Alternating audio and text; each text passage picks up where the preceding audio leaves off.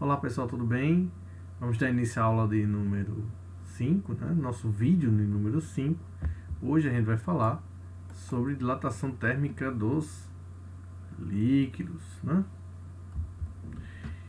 E por que estudar a dilatação térmica dos líquidos, né? Porque os líquidos são fundamentais na vida da gente, né? Pega aqui um exemplo de uma refinaria.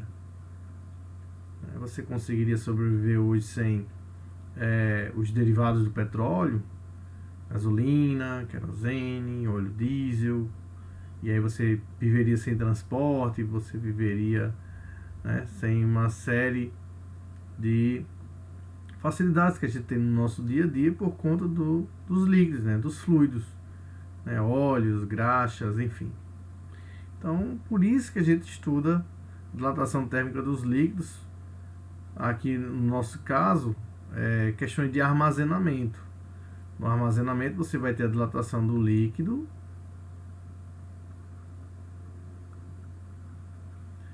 e vai ter a dilatação térmica do recipiente.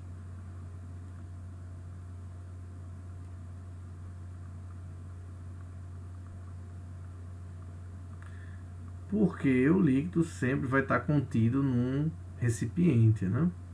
Então ele vai estar dilatando junto, né? Eu posso ter esse reservatório aqui, esse tanque, ou posso ter também essas tubulações.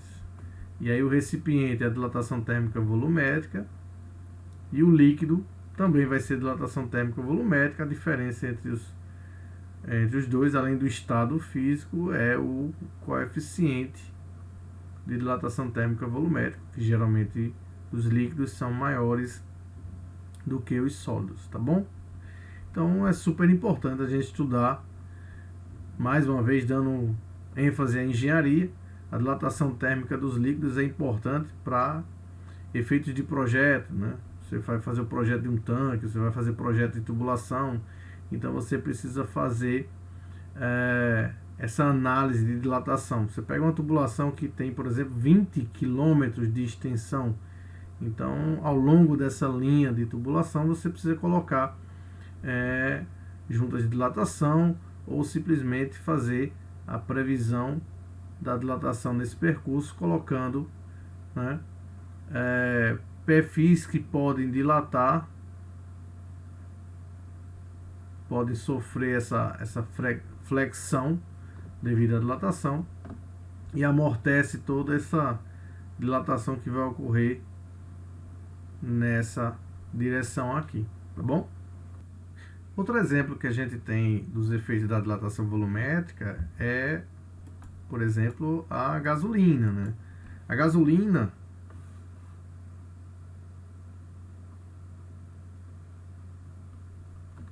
nós compramos ela em volume. Quantos litros de gasolina você paga na bomba?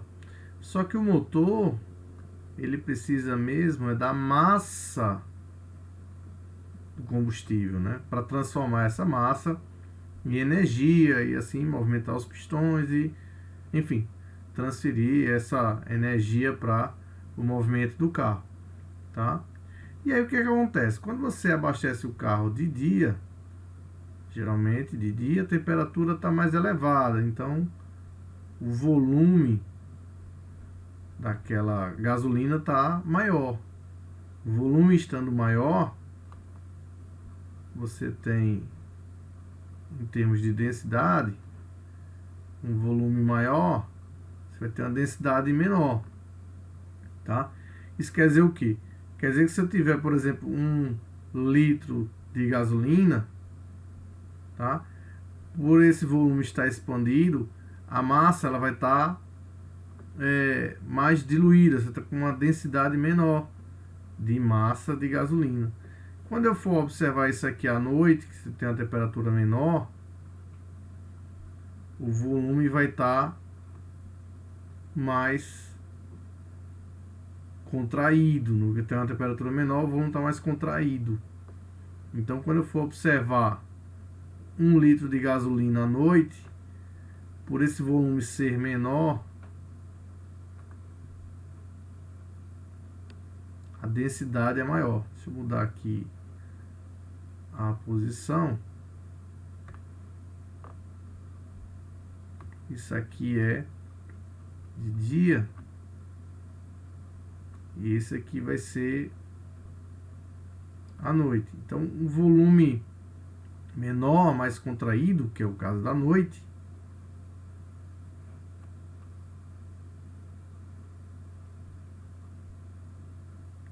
um volume menor, uma densidade maior. A densidade maior quer dizer o quê? Que a massa ela é mais concentrada aqui do que aqui. E aí o que importa é a massa. Se você for fazer um estudo com o seu carro, você não vai notar muita diferença, porque a relação aqui para 50 litros de combustível, por exemplo, você pegando de meio-dia e meia-noite, você vai ter uma variação de temperatura na ordem de 6, 7, no máximo 10 graus, por exemplo. E aí a diferença vai ser uma diferença bem pequena. Mas quando você pega isso para volumes maiores, por exemplo, caminhões-tanque, tanques de abastecimento, ou tanques de distribuição, né, de refino, isso aqui começa a ficar considerável. Então você começa a perder alguns mililitros, né, alguns ml de combustível por cada batelada, ou seja, por cada tanque desse carregado. E aí quando você juntar isso aqui com uma frota de 100 caminhões, por exemplo, você começa a ter uma perda nessa ordem aqui de 1 litro. Então você começa a enxergar essa perda, tá bom? Devido à dilatação térmica do líquido, tá bom? E como é que ocorre a dilatação térmica do líquido? Vamos lá.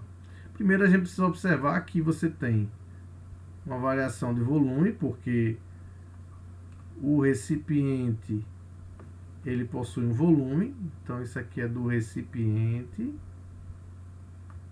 E aí, como a gente já viu em aulas anteriores, essa aqui é a equação, né, o volume inicial, coeficiente de dilatação térmica do recipiente e a variação de temperatura nesse recipiente. Aqui a gente tem também o líquido, né? Então, variação, dilatação térmica do líquido vai depender do volume inicial do líquido. Aqui recipiente, aqui líquido. O gama do líquido e a variação de temperatura no líquido também, tá? E aí quando nós aquecermos, nós vamos aquecer o recipiente e o líquido também, tá?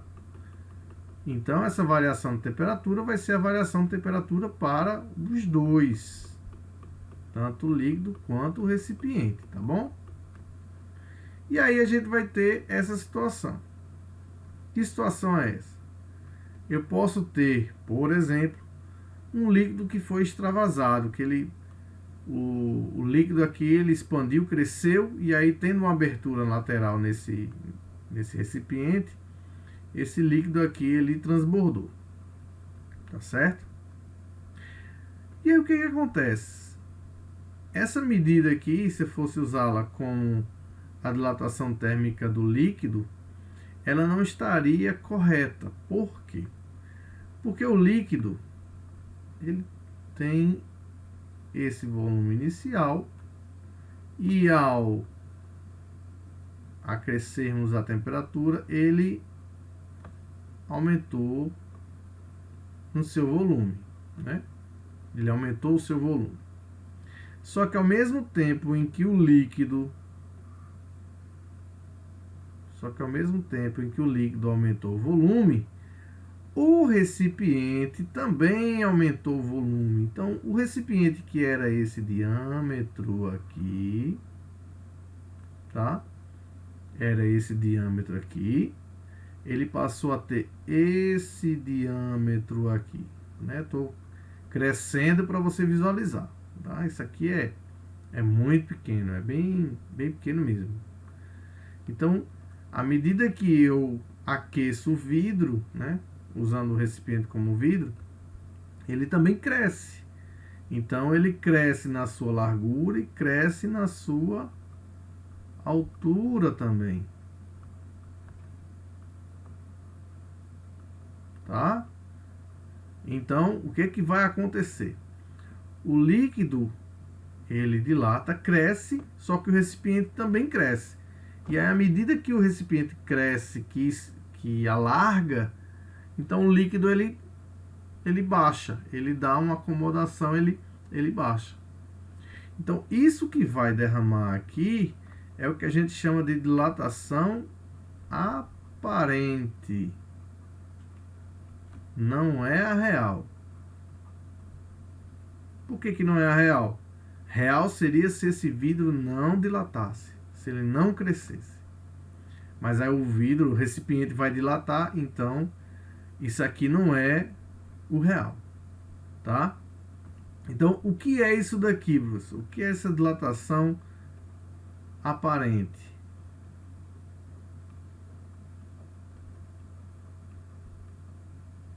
Essa dilatação aparente é a dilatação do líquido, só que tem o efeito do recipiente. Então,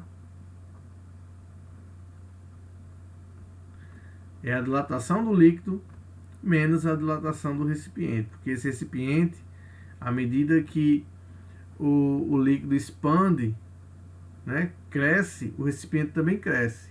E aí o líquido diminui porque o recipiente está crescendo, tá? E aí eu posso organizar essa equação aqui e posso observar da seguinte forma: a dilatação do líquido vai ser a dilatação aparente mais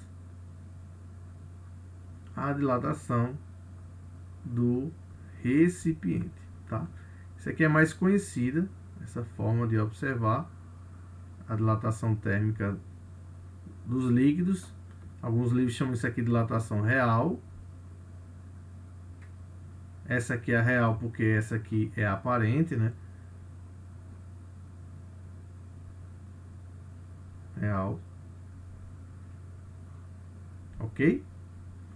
Então, a dilatação real do líquido dentro de um recipiente é aquilo que ele vai transbordar, aparentemente, mais a dilatação do recipiente, tá bom? E aí, como é que a gente observa isso numa questão? Um certo frasco de vidro, então ele já deu qual é o tipo de recipiente, é um vidro. Ele está completamente cheio com 50 centímetros cúbicos de mercúrio. Isso quer dizer que o volume inicial do recipiente é igual a 50 centímetros cúbicos e o volume inicial do líquido é 50 centímetros cúbicos. Por quê? Está completamente cheio. Completamente cheio quer dizer que ele está aqui, ó, na borda, né? Então, se o recipiente é 50 centímetros cúbicos, o líquido tem também 50 centímetros cúbicos. O conjunto encontra-se inicialmente quer dizer temperatura inicial de 28 graus Celsius, tá? 28 graus Celsius. No caso, o coeficiente de dilatação médio do mercúrio, gente, não existe dilatação térmica linear de líquido. O líquido, ele é um volume, ele ocupa o volume do sólido em que ele é adicionado. Então, coeficiente volumétrico do mercúrio, vou colocar aqui Hg, mercúrio, é 180 vezes 10 a menos 6 graus Celsius recíprocos. E o coeficiente de dilatação linear do vidro, 9 vezes 10 a menos 6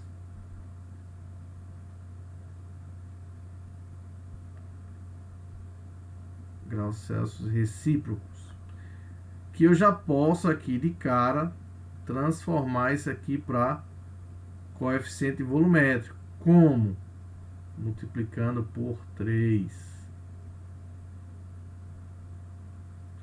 3 vezes 9 vezes 10 a menos 6, ou seja, lembrar que gama é 3 vezes alfa, né? Dilatação, coeficiente volumétrico é igual a 3 vezes o coeficiente linear, tá? Isso aqui vai resultar em 27 vezes 10 a menos 6 graus Celsius recíprocos, tá? Determine o volume de mercúrio extravasado. Volume de mercúrio extravasado quer dizer dilatação aparente, ou seja, isso aqui que aparentemente derramou, né? Aparentemente dilatou, tá? Então ele quer saber isso quando a temperatura atinge, então é a temperatura final 48. Esses aqui foram os meus dados colhidos no enunciado. Agora vamos fazer a dilatação aparente. Dilatação volumétrica aparente é o que? A dilatação volumétrica do líquido menos a dilatação volumétrica do recipiente, que eu vou colocar aqui logo o vidro. Dilatação volumétrica do vidro, tá? Então a dilatação aparente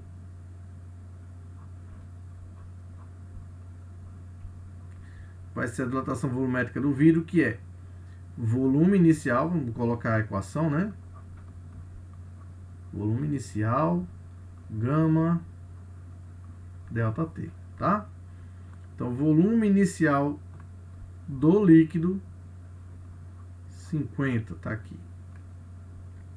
Vezes o gama do líquido, tá aqui.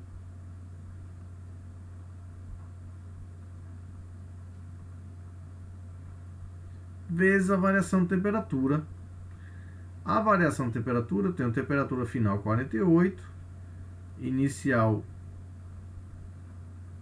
28, então o delta T vai ser 48, que é o final, menos inicial 28. Então minha variação de temperatura é de 20 graus Celsius. Então vamos colocar aqui 20 graus Celsius.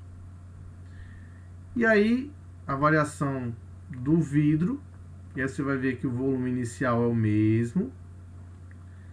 O coeficiente é 27 vezes 10 a menos 6, vezes a variação de temperatura, que é 20, deixa eu ajeitar aqui, 20 graus. Gente, ó, vocês vão notar que o volume inicial é o mesmo, a variação de temperatura é o mesmo. Então eu posso colocar esses termos em evidência. Então a variação do volume aparente eu vou colocar 50 vezes 20. Posso colocar até o resultado disso aqui, né? Vamos botar o resultado. 1000, que multiplica esses dois termos, né? 50 vezes 20, 50 vezes 20, coloca em evidência. Vai sobrar o que? 180 vezes 10 a menos 6. 10 a menos 6 eu vou também colocar em evidência. Então deixa eu organizar aqui. Vezes 10 a menos 6. Que multiplica 180 menos 27. Então, ó, 50 vezes 20, 1000. Aqui também. Vezes 10 a menos 6, enfim. Então, dilatação aparente 1000 é 10 a terceira, vezes 10 a menos 6.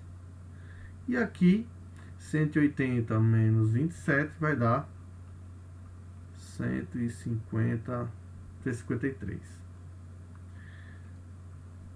A minha dilatação aparente vai ficar, repete a base, somos expoentes, deixa eu colocar logo 153 aqui.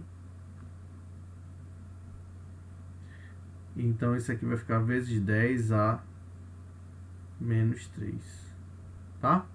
Porque vai ficar 3 menos 6, vai ficar 3 mais menos 6, vai ficar 3 menos 6, então vai ficar menos 3.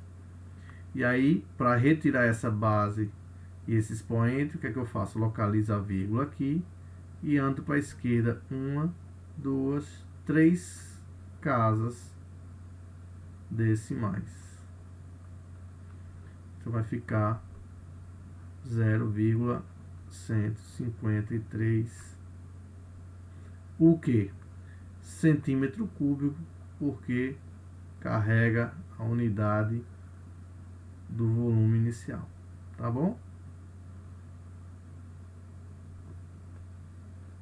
Bem, gente, para vocês eu vou deixar esses exercícios aqui. Um recipiente de vidro, tá aqui o coeficiente linear, que é o alfa, com capacidade, então isso aqui é o volume inicial, a uma temperatura inicial 0.